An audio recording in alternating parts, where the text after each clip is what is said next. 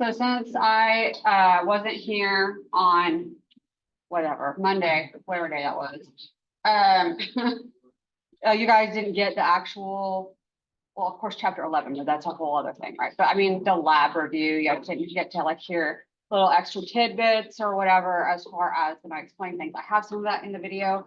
Unfortunately, of course, the video that I posted was the first one that I did. And so later on, I like remembered other things. I was just like, I'm gonna go ahead and just tell these people this. So Tuesday, people got to hear a lot more than Monday, Wednesday. That's not too much of a problem because I'm just gonna tell you when we get into the lab so that you guys know. It's not answers necessarily, but it's like hints on how to answer things, okay?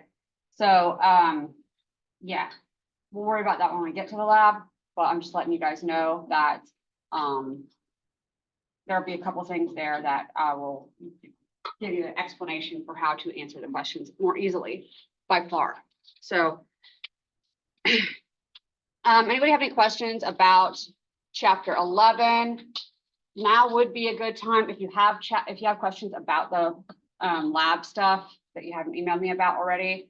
Now would be a good time to bring that up because we're not going to have time when we get into the lab exam.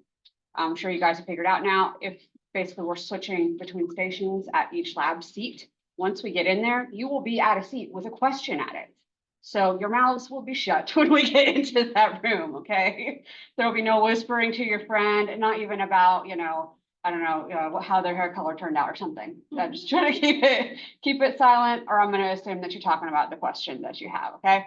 So, but that's when we get in there. I'll give you a whole spiel when we get up there of like the Scantron versus, you know, not changing things on the microscope and all of that. So we'll go over the rules when we get up there. It's usually not anything crazy. So yes. Yes, you have until 12:45. Yeah. Yeah. Spare number 2 pencils. I have some. They don't erase well. I have a couple that will erase okay, but yeah, just warning it. Yeah. But I do have number 12 or number 2 pencils that will work. And guys, any other questions? Like I said, it's not going to be anything too crazy. With chapter 11, remember that's going to be microbial control. So that one, if you haven't looked at it yet, okay, I'm not judging you. I mean, I know you guys do the quizzes and stuff, but in case you haven't actually looked at it, it is dealing with like cleaning agents and you know, sterilizing things and that sort of stuff. So this chapter 12, this is all like basically antimicrobial treatment. So a lot of antibiotics and how they work. We're going to talk about antivirals, some antifungals, and some like antiprotozoa and anti-helminth drugs. Okay. All right. Yeah, let's do it. All right. The whole goal is to administer a drug to the infected person that destroys the infective agent without harming anything about the host's cells. We don't want to have any damage at all. Be completely, you know, damageless. The perfect drug doesn't exist. Of course, part of this problem is that if you're attacking a bacteria, let's say, then you're probably attacking the, you know, normal flora of the person as well, because it's just hard to avoid that sort of thing. So that is kind of where that issue becomes a problem. So ideally, we want it to be toxic to the microbe, but not the host. We would prefer microbicidal rather than microbistatic, because we'd rather have, you know, the bad guy killed instead of, you know, living to fight another day. We want it to be soluble in body fluids. So typically water soluble, of course, for the most part. That it remains potent long enough to act and is not broken down or excreted prematurely. If your body is processing it and kicking it out of the body faster than it can get to the microbe, it's pointless, right? So that's the idea there. Your kidneys will process a lot of this stuff pretty quickly if it doesn't have some sort of aspect to it to keep it around. So We don't want to, invite any antimicrobial resistance either, if we can help it, if it's something that, is going to be hard for them to develop resistance to. You want to complement or assist the host defenses, remain active in the tissues and the body fluids. They can hang around. So getting there in time to cure the infection is one thing, but if you can hang around even longer in the area and prevent any further growth or introduction from other sites, spread from other sites, that would be ideal. Readily delivered to the site of infection and does not disrupt the host's health by causing allergies or predisposing them to other infections. Like when we take an antibiotic and then you have overgrowth with yeast, right? So we would prefer not to have that sort of thing happen. That's called super infection. Right. So when we say about readily delivered to the site of infection, some drugs cannot cross the blood-brain barrier. An example, it's not that we're not talking about an antibiotic here, but a drug that can cross the blood-brain barrier, and that I'm sure everybody is aware of this, would be Benadryl. We know Benadryl crosses the blood-brain barrier because it affects your brain function, like you get tired and all of that stuff. So, but there are other antihistamines like Zyrtec and things like that that don't cross the blood-brain barrier, but can still be antihistamines. So same thing basically with antimicrobials, depends on the drug. Some of them can cross, some of them can't. Also something to consider, if your patient is a diabetic, that can be a very severe problem getting that antibiotic to the site where you need to get it to. Most of the time, if your patient is a diabetic and they're in the hospital with you, they stub their toe and it's gone infectious or something like that. Developed cellulitis or something due to them not taking proper care of themselves. And usually there is improper blood flow to those areas, which is why it's getting infected in the first place. So how are you going to get the antibiotic to that site? If the blood isn't getting there, how do you deliver the antibiotic there? So that's the problem, right? And that is the problem. And that's why a lot of times we cut the limbs off because we just can't get the antibiotic delivered there. So that's why we see so many amputations in patients like that. All right, so prophylaxis, that is a term that means just used to prevent. So you could say, we have prophylaxis for preventing pregnancy, condoms, and birth control, and everything like that. That's what we're most used to using that term with. But it's the same for anything. Anytime you're preventing the thing, it's prophylactic. Okay. If you are going into certain kinds of surgery, you might take antibiotics before the surgery in order to prepare your body, get rid of any microbes in your body, get them spreading to areas they don't belong, and that sort of stuff, or preventing, building up antibiotic in your bloodstream so that anything from outside can't take hold. So prophylaxis, right? Antimicrobial chemotherapy is just a fancy way of drugs that control infections. So keep in mind, antimicrobial is any microbe, fighting any microbe here. Chemotherapy is just using chemicals to treat something. So it doesn't mean cancer treatment. That's not what that word means. It just means chemicals to treat something. So that counts with these drugs. Antimicrobials is all inclusive. Antibiotics, it originally started out as meaning everything. That's what the word wants you, to think that it means. But really, we use it now pretty much to refer exclusively to treating bacteria. And don't forget that one, okay? Antibiotics are for treating bacteria. That one comes up a lot on tests and stuff. All right. Semi-synthetic drugs, things that are drugs based on natural sources. So they're derived from a natural source drug, like penicillin was a natural source drug. So deriving something from that. Synthetic, these are done entirely by chemical reaction. They weren't using any natural source to begin with. Narrow spectrum drugs and broad spectrum drugs. I don't need to get too much detail about these. They kind of speak for themselves, I feel like. Yeah, the drugs that only target specific things, and broad spectrum, maybe all bacteria, for example, or anything that aren't endospore forming, for example. Right, so where do they come from? Originally, our original ones, we saw microbes inhibiting growth of other microbes, and then we utilized the chemicals that they were making to our own advantage. And we know that is definitely the case with penicillin. It was the first antibiotic that we have. We've noticed that mold, we didn't, but of course Fleming noticed that there was mold inhibiting bacterial growth. And so he did some tests about that and determined that there was a drug being made by the mold that keeps the bacteria away so that it can have the nutrients for itself. So that's kind of the idea of the first ones. Then semi-synthetic were made based off of those known drugs. So natural penicillin, changing those with getting at different side chains. So things became resistant to penicillin. Now we change them to like ampicillin and amoxicillin and all those whatever cillins. Okay. That would be semi-synthetic. And then synthetic drugs, just starting from scratch, designer drugs that are manufactured chemically from scratch. Okay, so before you start treatment, you need to know the identity of the microorganism. You have to know that. The degree of at least some aspect of it, right? To start somewhere. The degree of the microorganism's susceptibility to various drugs, and then the overall medical condition of the patient. Some of these drugs can be pretty harmful to people. You don't want to be giving, some elderly gentleman who is going to, get blown over by the slightest breeze, high concentrations of like, methicillin or vancomycin or something that can be kind of harmful and hard on, his kidneys and stuff like that. That could be dangerous. So you have to consider that sort of stuff. Of course, testing for drug susceptibility, we do actually use in hospital laboratories, Kirby-Bauer. We have that plate of the Mueller-Henson. Luckily, that's not going to be a choice against one another, but that Mueller-Henson auger where you put the discs on it and they're going to diffuse within the auger. Remember the pH to keep it stable and the depth is even so that the diffusion of the antibiotics is even within that plate as well as between plates so that you can compare the results. That's important. We get the zone of inhibition, which is that clearing. We can measure that to determine the minimal inhibitory concentration of that drug, the minimum amount of that drug needed to control that microbe.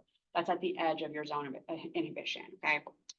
And then you can even develop an antibiogram, which is a profile of antimicrobial sensitivity for your particular microbe that you're looking at. There are even some microbes that we can use that information to tell the difference between them. We can say, oh, this is resistant to this, this, and this. That's indicative of staph instead of E. coli or something like that. It's not widely used for that, but it can be used for it. But yeah, we already know kind of what it looks like. And the larger the region, that zone of inhibition, the larger it is, the more susceptible, right?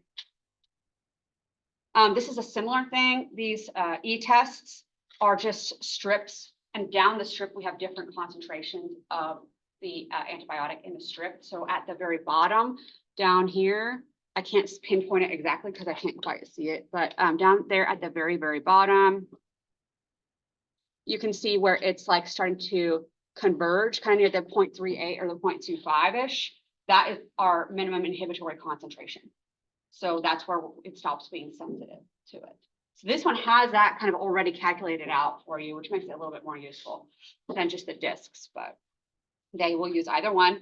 So minimum inhibitory concentration, MIC, the smallest concentration or the highest dilution, so the most diluted you can get with the drug to visibly inhibit the growth, typically via Kirby-Bauer or E-test, okay?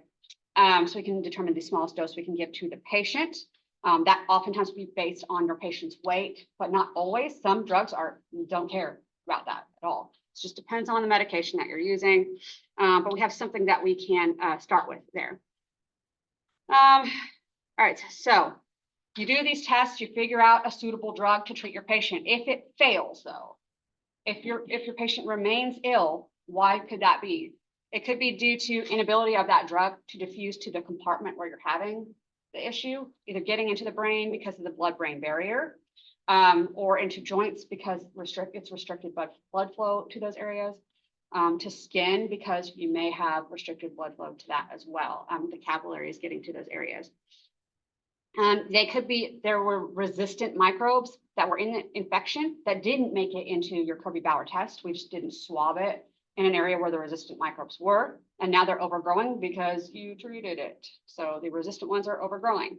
Or it could be that there's an infection with more than one pathogen, and some of those different pathogens may be resistant, and you just didn't happen to grow them on that Mueller-Henson, right? So those are possibilities of why it may not work. Next, we have the therapeutic index. This is the ratio of the dose of the drug that is toxic to humans to its effective dose. So what we're saying here is the amount of the drug that's bad for people versus the amount of drug you need to kill the microorganism, okay? So the closer they are, obviously, the greater the potential for toxic drug reactions, as it's saying here. That's what we're trying to calculate here. That's what the therapeutic index is going to tell us, the potential for toxic drug reactions based on the amount of drug that will be toxic to humans versus the amount of drug you need to kill your effective dose. So if you had a ratio that you calculated out to be 1.1, that's closer to 1. So if it's a 1-to-1 ratio, they're very, very close to one another. That's what this is saying. That's a high risk, whereas 10 is not anywhere near 1-to-1. So then we can say that's much less risky scenario. Okay, so that's all that's saying. We want to keep it away from that 1-to-1 ratio. When drugs have when you have two drugs that have similar minimum inhibitory concentrations, the minimum amount you need to treat, the drug with the highest therapeutic index has the widest margin of safety. So here we're saying drugs that have similar, so let's say you have amoxicillin and you have vancomycin, right? And they have similar MICs, minimum doses. So, okay, so which one would you go with? Well, if the risk for vancomycin for causing that toxic thing related to that dose that you have to use is closer to 1-to-1 than for the amoxicillin, then you go with the amoxicillin, right? The higher that number, closer, farther away from 1 that you get, the more ideal. Okay, so that is therapeutic index and what it's used for, basically, in a nutshell. So the therapeutic window is the range of the blood level of the drug in which it is producing a desired effect without toxicity. So you may have some leeway in there to increase your drug if there is some resistance indicated, as long as you're not causing too much toxicity to that patient, right? And this can depend on each patient and what their body can handle or how susceptible they are to problems, toxicity of that drug. And it can be patient to patient. So you have to consider, like a thing, patient history, pre-existing medical conditions that can influence the activity of the drug or the response of the patient.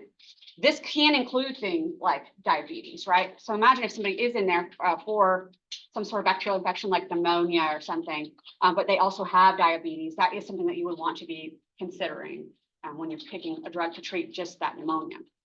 History of allergy to certain classes of drugs, often the xylins, right? Or the sulfas, those are the most common, but you can have other ones as well. Underlying liver or kidney disease can be an issue. These drugs are metabolized through the liver and or kidneys. So if you're having problems with those organs, it could be a problem with certain medications anyways. Infants, elderly, and pregnant women will require special precautions due to drugs crossing the placenta and potentially being dangerous to the fetus as opposed to an adult.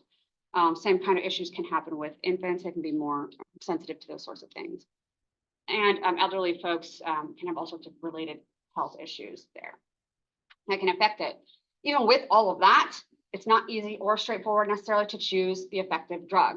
You have synergistic and antagonistic effects of drugs, depending on, and I'm not just talking about antibiotics here, right? Your patient could be on drugs that affect the effectiveness of your antibiotic. And sometimes your patient won't tell you about that either. So then you might be wondering why your drug isn't working, even though you've done everything that you can to make it work, because your patient is taking XYZ drug inhibiting the ability of that antibiotic to function. So that can be an issue. Antimicrobials can also affect your human microbiome. That's a problem. You need that. It's there for a reason, right? We need it mostly for microbial antagonism. We want it to be there to protect us from pathogens potentially. All right, selective toxicity. This is probably one of the most important concepts and is one that I will definitely have on the exam. Selective toxicity is the idea that your antimicrobial drug will kill or inhibit microbial cells without simultaneously damaging host tissues. That idea is selective toxicity, all right? Kill the bad guy or at least inhibit it, but don't harm the host, don't harm the person, the patient, right? So selective toxicity, not toxic to people, yes, toxic to the bad guy. The best drugs in current use block the actions or synthesis of molecules that are in microorganisms, but not in vertebrate or eukaryote cells, but specifically vertebrate cells. So drugs with excellent selective toxicity, remember, this is not going to be dealing with sensitivity. This is dealing with selective toxicity. Okay, so Things that can harm the microbe, but typically won't harm people. Penicillins, they're going to block the synthesis of cell wall for bacteria. And our cells obviously don't have peptidoglycan cell walls. So that's a great type of drug to use when treating your patients. It doesn't affect the patient themselves. It could affect their, their biome, but at least we've got something that won't affect the patient themselves.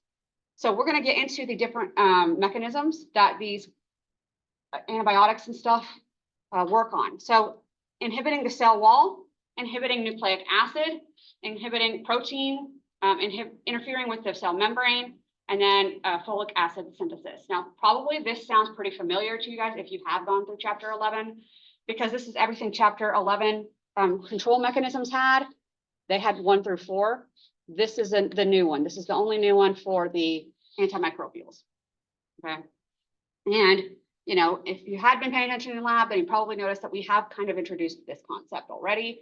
Sulfa drugs like sulfamethoxazole and trimethoprim, which is Bactrim, that affects folic acid synthesis. So we'll get into these. Let's do it. This is a really good chart for referring back to as far as studying how certain drugs will affect certain parts of the organism. I recommend trying to go back with the drugs that we know are in the study sheet and making this chart for yourself. You don't have to point at a picture of the thing, make an outline of the drugs with that. And so you're only looking at the ones that you might need to know for the study sheet, because there are drugs in this that you wouldn't necessarily need to know, just FYI. But this is a great place to reference that in case you're not sure. And if you're like, oh, carbapenem, like what do carbapenems do? And yeah, you do need to know all this. So carbapenems, they would be, affecting cell wall. And we're going to go through all of it, so don't worry. But so that's a great chart to refer to, is what I'm saying. All right, so at least 5% of all people taking an antimicrobial drug will have some sort of serious adverse reaction. So 5%, maybe more. Direct damage to tissues through toxicity from the drug, allergic reaction, or disruption of normal microbiota balance. That's probably the more common one out of all of these. But there are other things that these things can affect, whether it's your liver, being toxic to your liver, toxic to your kidneys, affecting your GI tract, toxic to your cardiovascular system, toxic to your nervous system, respiratory tract effects, and skin, bones, and teeth effects. Yes, they can affect your teeth. Tetracycline, if you've heard of tetracycline. Tetracycline leaves very prominent, noticeable gray lines on your teeth if you take it for extended periods of time. For some people anyways, but it's not a small thing, and it's permanent. So some drugs act as antigens. We already know that antigens are things that the body can see as foreign and react to as foreign, right? FYI, that's going to be on the lab exam. So this can be provoked by substances that can have to deal with how the drug is metabolized. And it could be different from person to person too. So it just depends on their own immune systems and everything like that. So we see penicillins cause the most number of allergies, followed by the sulfa drugs, sulfonamides. All right, suppressing an alteration of the microbiome is a problem. And we already mentioned this about yeast infections as a result of antibiotic treatment. There's also antibiotic-associated colitis, where you treat your patients with antibiotics, usually from strong or even prophylactic antibiotics. And it kills out everything except for, they call it Clostridioides, that's their new name, but Clostridium difficile, that's C. diff.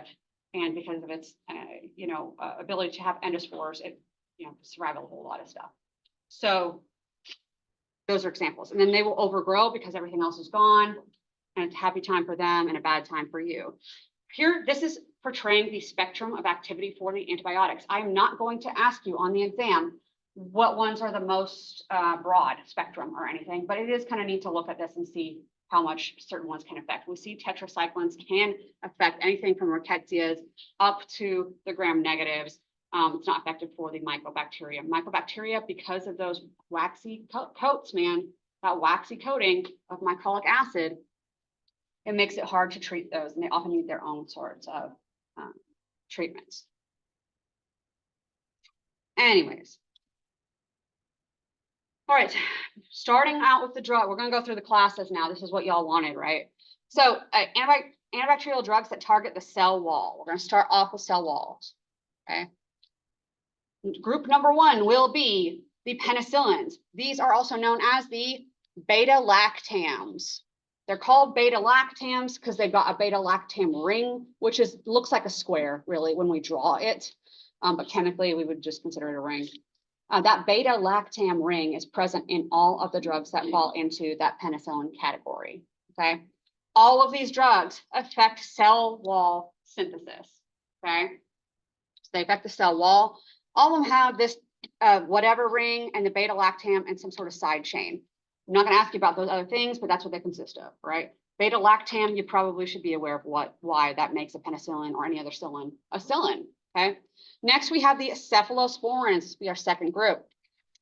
Cephalosporins also have a beta-lactam ring, but they are differing a little bit chemically, structurally from the psyllins, but they're related, okay? And they have a similar mode of action. And then our third ones for the cell walls, we have carbapenem. Carbapenem is a last line antibiotic. This is reserved for use in hospitals when no other drug is working. We also have some other drugs down here. I'll put this just as a 4, but I would be aware of the fact that bacitracin, isoniazid, and vancomycin, now this one especially, affect the cell wall, all right? Because here in a minute, I'm about to tell you that for protein synthesis, anything ending in mycin is going to fall under the protein synthesis inhibiting category, except for vancomycin, okay? So we have a lot of that crap, but it's just easier to do it that way for the most part. So like the psyllins, we can put all of that into the cell wall. Luckily, they all go in that group. So we have the psyllins, the cephalosporins, which are related. They still have a beta-lactam. Carbapenems do not have a beta-lactam, but it's important to be aware of them. And then we have the bacitracin, isoniazid, and vancomycin. That's the reason why I bring vancomycin up. It is a cell wall related drug. Bacitracin, now we're talking about a drug, an antibiotic that's in your triple antibiotic cream. Okay, so this affects the cell wall. We have like a cell wall and a cell membrane, and I believe a protein inhibitor, but we'll see. I can't remember. I can't remember. Yeah, so this is a main ingredient in Neosporin. Isoniazid is used for tuberculosis, and we know vancomycin. It's one of those ones that we would use on like MRSA. If you have MRSA and you need to be treated with some other antibiotic that's stronger, then we would turn to vancomycin. Okay, or if you're allergic to any of the psyllins. All right, moving on to the protein synthesis. That's it for the cell walls. The protein synthesis, guys, aminoglycosides is the kind of the group for most of these. Okay, so that's aminoglycosides, and within those, we have the drugs that are made by either Streptomyces or whatever spora. Okay, now, so just remember that aminoglycosides is a class within the protein synthesis. This includes streptomycin and other myosin drugs. But this, you don't need to know the structure. It's just showing it to you, and I would never ask you about the structure of it, but there it is in case you're interested, okay? All right, here are some examples of drugs that are going to inhibit protein synthesis, and they almost all act on translation in some way. So usually the ribosome itself, all right? So we can start out, I'm going to go through them, but you guys really need to focus only on the ones that are on the chart or the study sheet. Oh my God, you guys, some of these words. Okay, oxazolidinone. I just like oxazolidinones, I guess. Whew, all right, whatever. They're going to prevent ribosome assembly. Then we have the aminoglycosides, anything that would fall into that category. They're going to cause misreading of the mRNA. Pluromutylins, these guys, formation of peptide bonds. I know I don't ask about these two because I can't say those words. Tetracyclines and glycylcyclines. These guys are going to block tRNA. And then erythromycin, which on its own works as preventing from moving down the actual mRNA, so translocating that ribosome, okay? So 1, 2, and 3, aminoglycosides, tetracyclines, erythromycin. by itself. Okay. Streptomycin is an aminoglycoside. All right, so focusing on the tetracyclines, and like we talk about tetracyclines and glycylcyclines, okay? They are derived from Streptomyces, never going to ask you about that, okay? They are broad spectrum and they affect protein synthesis. That's the thing I want you to know about tetracyclines. They block protein synthesis, okay? There's a lot we can say about them. We also have other drugs that can fit into the group called macrolides. Macrolide has to deal with a chemical structure, not necessarily the fact that it targets protein synthesis, because we have macrolides that affect fungal infections as well, just FYI, but it's a structure that can happen in the chemical whatever. So this is some more mycins, clarithromycin, azithromycin. So this is why I say in general, mycin at the end, just think protein synthesis. That's what I'm going to ask you about these drugs. I'm going to ask which of the following drugs inhibits protein synthesis. And I'm going to have a list of drugs from all the different classes, and you're going to have to pick out the one that affects protein synthesis. Make sense? So that's typically how that part of the test is going to work. So you know it at least that well. All right, so that's it for protein synthesis. Folic acid synthesis, pretty good. We don't have this pathway within our own cells, so it is a good target. So these are our sulfa or sulfonamides, okay? Sulfasoxazole, UTI and protozoan infections, whatever. If it's got sulf in it, so here's a sulf, here's a sulf. We already talked about trimethoprim, which is given in combination with sulf, okay? So this would be Bactrim. I'm probably spelling it wrong. Bacterium, I think it is, but it doesn't really matter. Anyways, these are sulfa drugs. If it has sulf in the name of the drug, yeah, okay, it falls into this. All right, these sulfa drugs, what they tend to do, how they tend to work, they will basically mimic one of the pathways. So we have, they make folic acid. They have a start molecule, and they end up with folic acid somehow. So there's steps involved in that. And then somehow in here, we're going to mimic. I don't know why it does that. Mimic the drug. The drug is going to mimic the intermediate, whatever it is, the starting thing or the intermediate thing or whatever it is, and then block the enzyme via, remember what we call it? Competitive inhibition. If you block at the active site, right?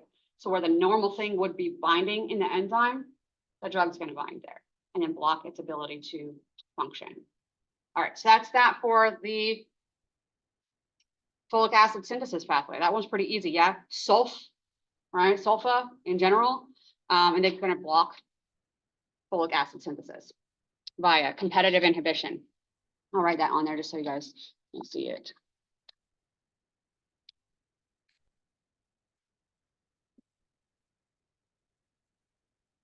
So competitive inhibition in that folic acid synthesis pathway that they use. All right. Next, we have the DNA or RNA. All right. These are fluoroquinolones. Right. So this is our group, fluoroquinolones. Just like how we had amino glycosides for the other one. So this is going to be fluoroquinolones. It's just a group within this category, right? Other things fall within that group. These are all going to be affecting DNA or RNA, typically synthesis, replication, those sorts of things, okay? It's important to remember that we also have DNA and RNA. So if you're inhibiting DNA or RNA synthesis in a bacteria cell, you're going to affect our cells as well, potentially, right? So that can be a problem. So here it says side effects can include seizures and other brain disturbances. That's pretty serious stuff. So, right. So anything fluoxetine falls into this group, okay? They are overall called fluoroquinolones, and then it's going to be drugs that end in fluoxetine.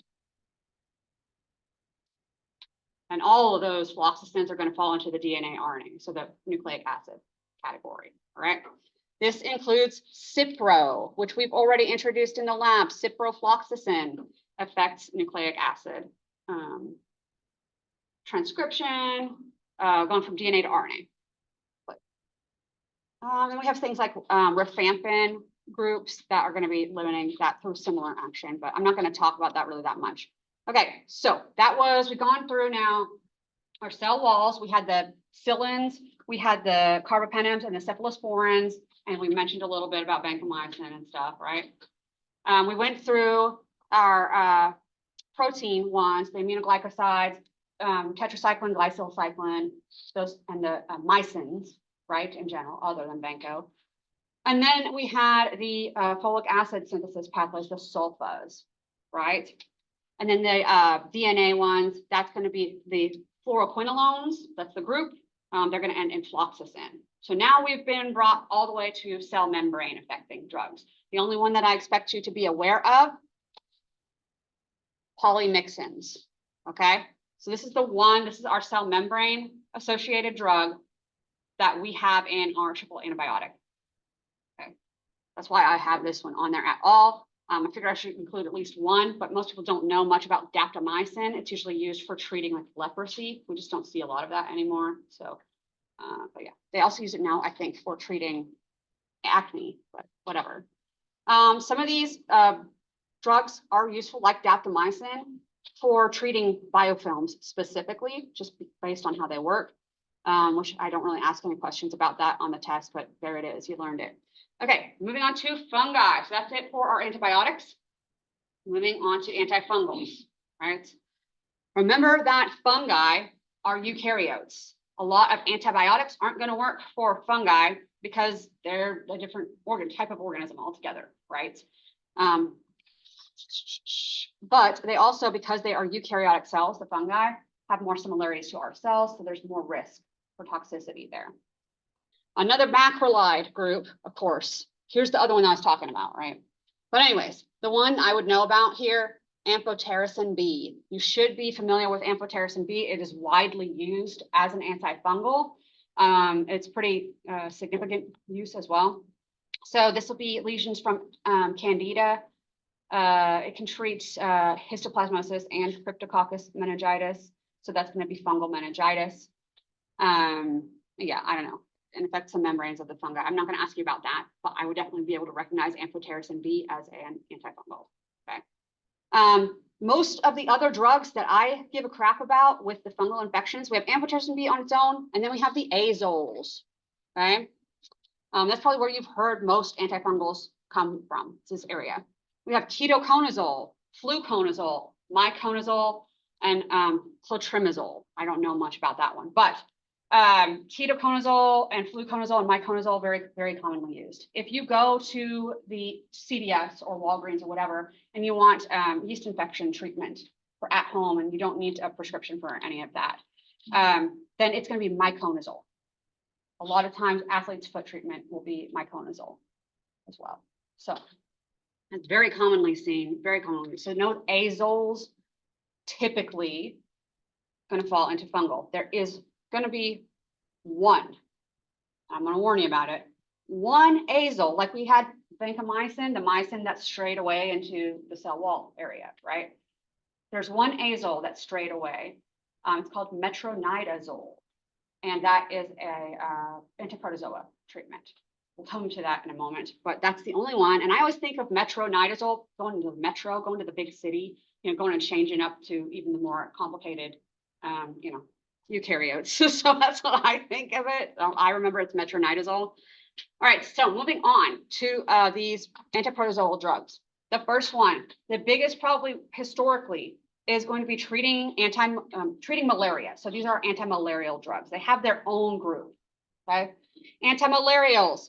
Most of these are derived from quinine, and to this day, we're still using drugs derived from quinine to treat malaria. This is going to include chloroquine, which is one that I usually will ask about on the test, and then primaquine. These can also be given prophylactically to, you go traveling to areas that have malaria endemically. You can take these drugs and protect yourself from getting malaria, so they can be given that way. These are the newer versions, the chloroquine and the primaquine, that are less toxic to humans. Quinine, just a brief little history on quinine, all right? Quinine derived from like bark of a tree. But I feel like everything was. But anyways, yeah, they would take it to prevent malaria, but it had a really bitter taste, and so people didn't want to take it. And so what they did, they made it into like a tonic, almost tonic water. It's just water, fizzy water mixed with quinine in it. And so that's tonic water. If you ever think of tonic water and seltzer are not the same thing. Tonic has quinine in it.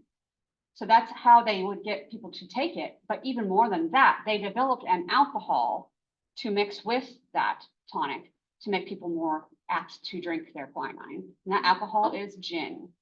So, yep, gin and tonics, that's where they came from, was to get people to take their quinine. Unfortunately, people liked it so much that they drank quite a lot of it.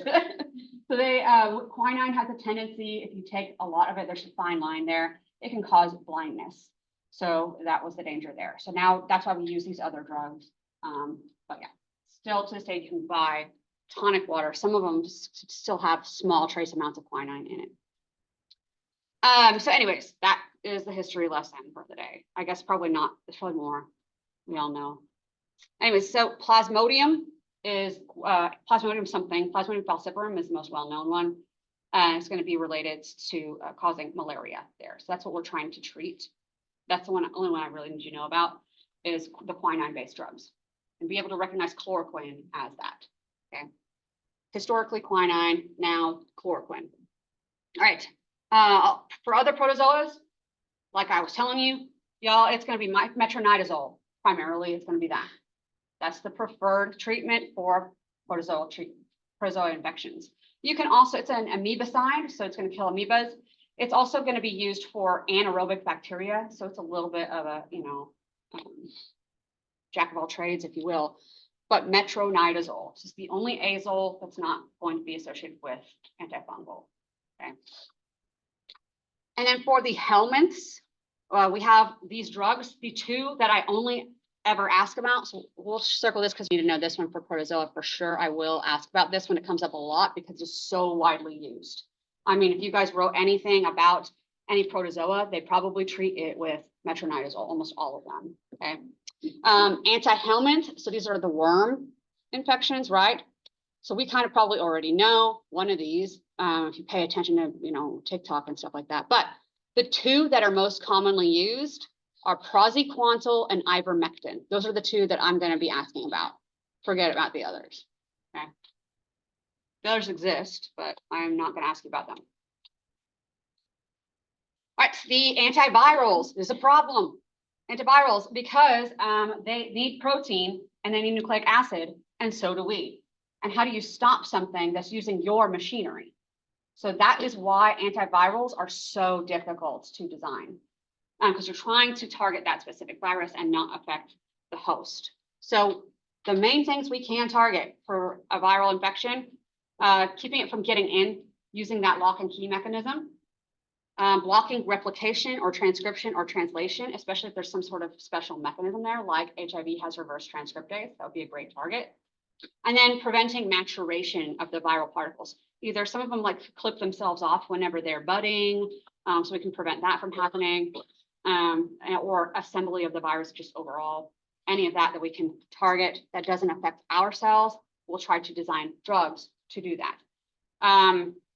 Luckily, the only ones that I'm going to test you on are, I feel like you will already know anyways. So, but we're going to go through these. This is enfuviritide. This is going to be HIV, preventing entry of HIV, whatever. And then we have Relenza and Tamiflu. Relenza and Tamiflu. They're going to block entry of the flu virus, okay? So that it can't fuse with the surface. That will, I don't know if you guys know this, but H1N1, the H's and the N's stand for things, okay? So hemagglutinin is the H and N is neuraminidase. Neuraminidase is an enzyme, ACE, okay, that the flu virus has associated with it that allows it to get in to the cell as well as pop off new viruses when they're making new ones. So neuraminidase is pretty important. This is targeting that. Tamiflu and Relenza target neuraminidase in flu. Yeah, like I said, I'm going to ask about the ones you know. Tamiflu, you should be able to know what that treats. So come on now. One of the more common ones that we use for viral diseases might be ribavirin. Remdesivir, we do use this for COVID. I'm not going to ask about that, but ribavirin, I mean, I feel like if I'm asking you what drug treats viral infections, and one of your choices is ribavirin, I mean, it has vir in it. So a lot of these are like that. I'm not going to ask about these other HIV ones, but they're going to block reverse transcriptase, this first set. The next set, more of the same, just in a different method. And then we have protease inhibitors in HIV. HIV mixes proteins in one big old long set and then cleaves them in pieces with protease, special enzyme that it carries, or that it makes us make. Anyways, so we can block that from happening, so it can't build the virus part. But I'm not going to ask about those drugs. I would know about ribavirin. There's another one that I wanted to get to, like Valtrex, for treating herpes and stuff like that, but I thought it was on here and it's not. All right, anyways, drug resistance is an adaptive response for microorganisms to just basically survive in the amount of drug that you're giving them when they normally wouldn't be able to. And it's usually the concentration that is affecting it rather than the existence of the drug at all. So you give it higher concentrations and it should be able to be killed or static. But so yeah, that's the usual way. So and we know this can be transferred between bacteria via horizontal gene transfer, right? You guys remember the 3 ways that we can do that: conjugation, transformation, and transduction, right? Anyways, this is an important distinction as well. We have intrinsic versus acquired resistance. All right. Intrinsic, if you make an antibiotic, like some of these bacteria make those antibiotics. If you make that antibiotic, you have to be resistant to it, obviously, right? However, if you have acquired your resistance, then we're talking about that horizontal gene transfer typically. So you normally would be sensitive to it, but now you are resistant because you got a gene to survive it. Okay, that's all that's talking about. So if you got it from outside, and now you can survive it, that's acquired. If it's intrinsic, that means you probably make that antibiotic and you have to survive it because you make it. So, all right, think about it that way. All right, mutations that do come up to confer antibiotic resistance. This often you'll see spontaneous mutation occurring in bacteria. Now, you might say there's a minimal chance that mutation will be advantageous, very minimal, very, very small, that it'll be helpful at all. And even smaller that it has anything to do with drug resistance, right? But because we are, growing at such a high rate, that eventually, yeah, you're going to see those mutations occur. And all you need is one, right? All you need is one guy that can survive in that environment. And I think I told you guys the story about the E. coli taking over the whole table, basically. Now this kind of comes home. All right, remember, horizontal gene transfer is going to be the #1 way to transfer these resistance factors. If it is having to do with resistance in any way, it's an R factor, okay? So that's an easy one. Usually conjugation, transformation, or transduction. Conjugation, the sex pili. Transformation, exogenous DNA being taken up by competent cells. And then transduction, the viruses that are going to be inserting the DNA via lysogeny, right? So, so we can transfer that way as opposed to those random mutations, just getting it naturally. So that's another way you can get that. Yeah. Okay. How does drug resistance work? What do these mutations typically, or these extra genes typically do for the bacteria to help them avoid these things? All right. We have ones with new enzymes that are synthesized that will inactivate the drug. So we'll make a new enzyme. So like this one here, we have active penicillin. We make this as part of your resistance gene. You got this new gene. Yay, penicillinase is the enzyme that's going to break down penicillin, and so it's no longer active. So that's talking about that, okay? We have ones associated with permeability or uptake of the drug. So here what we have, this is usually I guess you do to mutation. I don't know, it doesn't really matter that much, but this is how it works. You have your microbe cell surface. the drug normally gets in by these receptors here. You get a mutation randomly. Now the drug can no longer bind and get into the cell. That's all that's talking about. The drug is immediately eliminated. They will literally make these pumps that pump out the drug. So it's like when you treat with the drug, the bacteria is just like back out immediately before it has any effect on the inside. I think that's just nuts to think about. That's usually a new gene mechanism. Then we have the resistance that deals with binding sites for drugs being decreased. So just the number of sites for the drugs to get in. Basically, the bacteria don't let it in that way. And then we have metabolic pathway being shut down or altered. That is often what we see in the sulfa drugs. So we have all these different steps here and whatever these enzymes that allow A to B, B to C. So if you normally act here with your enzyme, they can devise a whole new pathway to get around that, to get to the same product. So that's talking about that part. Okay. All right. So lots of bacteria, very, very few. If even like, maybe one in your whole population will be drug resistant. You introduce that antibiotic, the ones that are drug resistant will survive and then grow. They'll multiply. They've got all these nutrients now because all the other ones are dead. And they can even transfer the genes to other bacteria. So that's how we have spread of antibiotic resistance. 75% of antimicrobial prescriptions are for throat, sinus, lung, and upper respiratory infections. The majority of those are viral infections. So we have about 75%, like they say majority, I don't know what percentage of that, let's say 75% of 75%. Anyways, that are being treated as bacterial and then being checked to see if they are bacterial, just prescribing antibiotics. So that's introducing the antibiotic to organisms in your biome that can become now resistant to antibiotics. They can potentially become pathogenic. So that can be a problem. We also have shotgun approach to antimicrobial therapy. Oh, you come in here with a cough, here's like 3 antibiotics. That's surely going to take care of it. Or just giving an antibiotic just because you're sick with something. That would be included within the shotgun approach for antimicrobial therapy. Yeah. And then we have issues with excess microbial drugs made in the US that are exported to other countries that are using them improperly and then reintroducing the resistant organisms back into the US. Hospitals, of course, now we have susceptible patients with weakened defenses that can be treated with these antibiotics and lead to resistance there. We have the workforce themselves that may not strictly stick to the universal precautions of washing hands and changing gloves and all that. Unfortunately, this is the truth of medicine. And now we have penicillin resistance in almost 100% of all Staph aureus strains. And this has occurred just over 30 years. And we're talking about even just the normal ones that are on your skin potentially right now are probably resistant to penicillin. Specifically, they think because relating to this sort of stuff. This transfer of staph in those settings is pretty high. All right, 80% of all antibiotics in the United States, I want to say that again to y'all, okay? 80% of all antibiotics in the United States are given to livestock. These livestock, they ain't sick, honey. They ain't.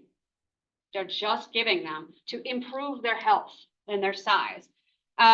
So anyways, they get plasmids and stuff that are resistant to those antibiotics and then get transferred back to people. And that's where a lot of antibiotic resistance seems to be coming from. So those pathogens jump to the humans and cause drug-resistant infections. So 80%, that's something, man. So there's a real possibility that in the future, we may have quite a few infections that will be untreatable because of we don't have antibiotics available to treat those things. They're just all resistant, right? Now we can divide those into things that we are most concerned about, the urgent threats, the serious threats, and the concerning threats, okay? Our urgent threats, these are the top concerns, okay?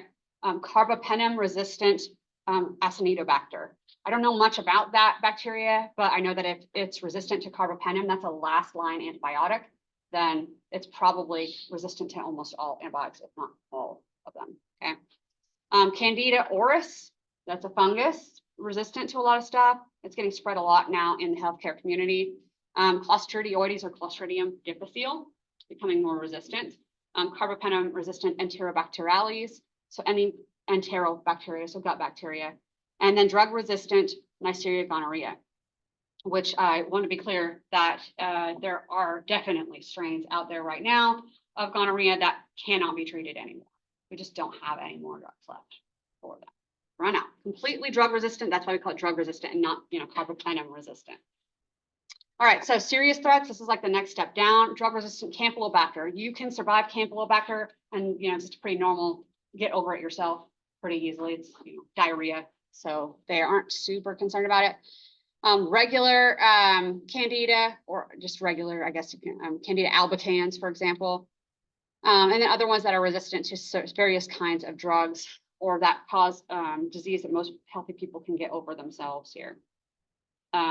We do have drug-resistant tuberculosis. There is tuberculosis strains out there that also cannot be treated right now.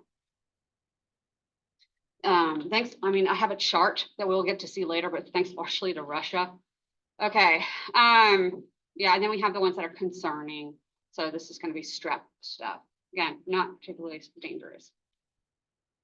So how do we avoid this? If we're going to have this problem with antibiotics and resistance, how do we avoid that issue altogether? Can we design drugs or treatments that you cannot become resistant to? And that's the goal, right? So in the past, we just looked for drugs that were known, going to target known bacterial targets like the cell wall and whatever else. Now, or custom designing drugs for those same targets. Now we're looking at nanomaterials that are going to be targeting specific aspects of the microbe. Antisense RNAs to block the ability of the RNA to do its job. So if we target specific genes from a bacteria that we don't have in our system, using these antisense RNAs, bind to that and stop it from being able to be read, they can't make those proteins, and it works that way. CRISPR technology, inserting or removing genes in response to, trying to target certain microbes. Then bacteriophages, using bacteriophages that target specific bacteria. So bacteriophages only infect one species of bacteria. So bacteriophage that infects E. coli doesn't infect Salmonella. Okay? And those bacteriophages, we can use that to target, hopefully, whatever strain you may have of a disease. And then specific antibiotics targeting gram-negative outer proteins that we haven't previously targeted before. Right? You can also help protect yourself by improving your biome. Here we have introduction of probiotics into your system to replace any lost microbes if you do take antibiotics, or even supplement the biota that you already have.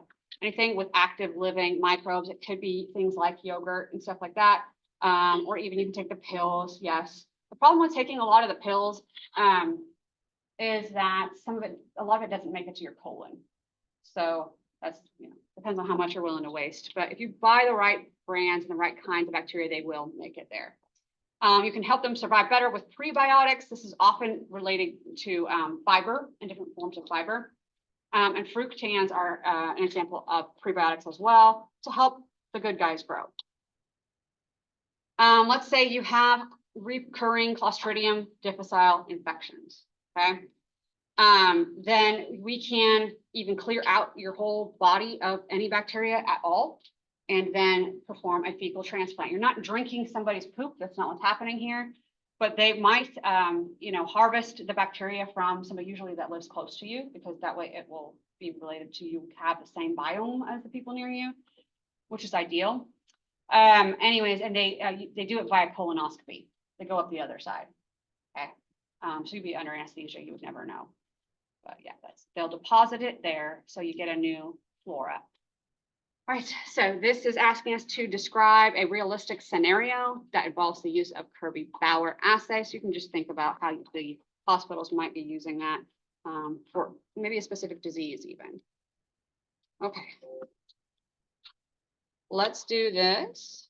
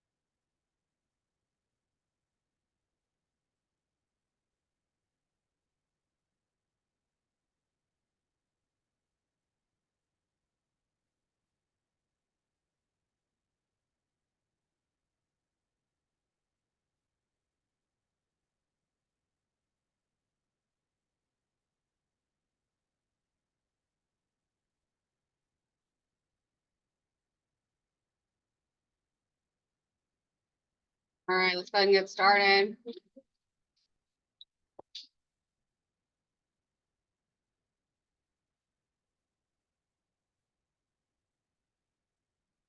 All right, what is selective toxicity?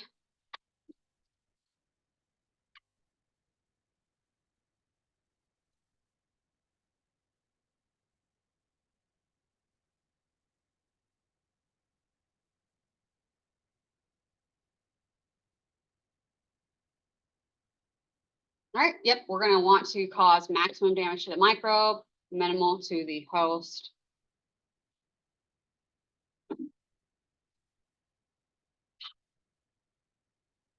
All right, this could be more than one.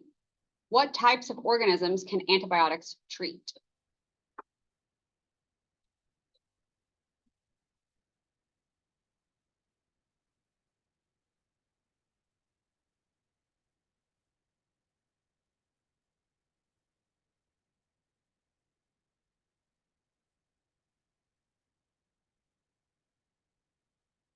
All right, so it's just gonna be bacteria for that one. Antibiotics only treat bacteria.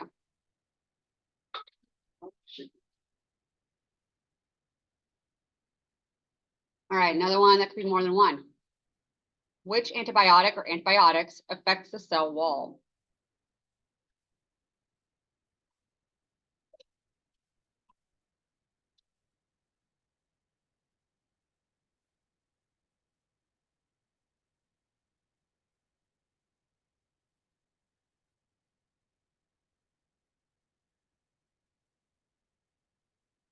All right, so this is going to be penicillin and carbapenem. That carbapenem is that one that just snuck in there in the back there, but yes, good job picking penicillin. Luckily, of course, on the exam, it's not gonna be multi-choice, so it'll just be one of them. But yeah, carbapenem is one of those. So which antibiotic or antibiotics affects the ribosomes or protein production?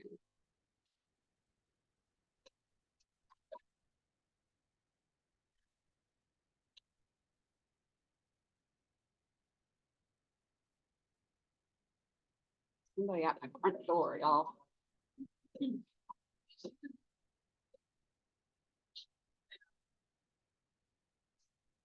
All right, so ribosomes, that's the myosin, protein, gonna be the myosins for the most part, except for vancomycin. So this is just erythromycin in this case. I tell you the other ones, but I'm pretty sure they're choices in the next things. Sorry, I'm trying to figure out who the heck this is at my door. All right, this could be more than one again. Which antibiotic or antibiotics affects the folic acid synthesis? Oh, it's just UPS. It's nothing weird. Sorry, that was loud. Yeah. So folic acid synthesis, these are our sulfa drugs. Trimethoprim is going to be associated with sulfamethoxazole, always typically. So that's one that we have to just remember falls in that sulfa category.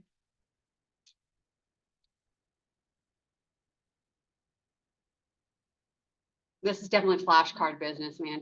All right, which antibiotic or antibiotics affect the cell membrane?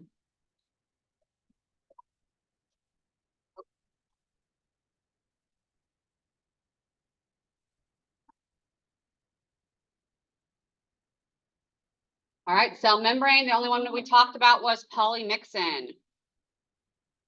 I don't know what else to say about it. All right, which antibiotics affect the nucleic acids?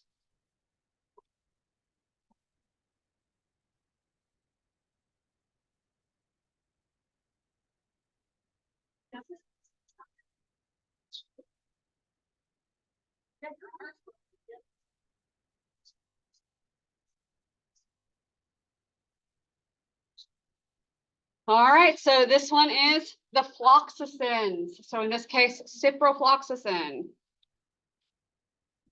So they are fluoroquinolones, that's the group. Well, they end in floxacin. All right, so which antiviral is used to treat the flu?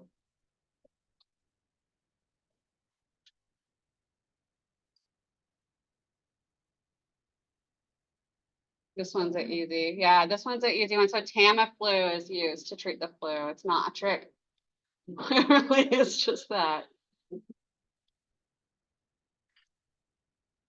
All right, could be more than one. Which of the following is an antifungal?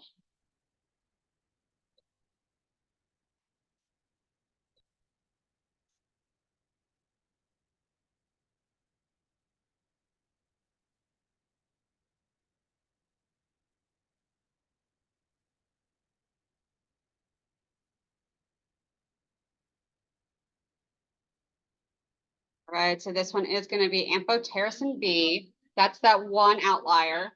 And then miconazole. So that's an azole. So those are antifungals. All right, last one. What is commonly used antiprotozoal that can also be used to treat anaerobic bacterial infections? So antiprotozoa.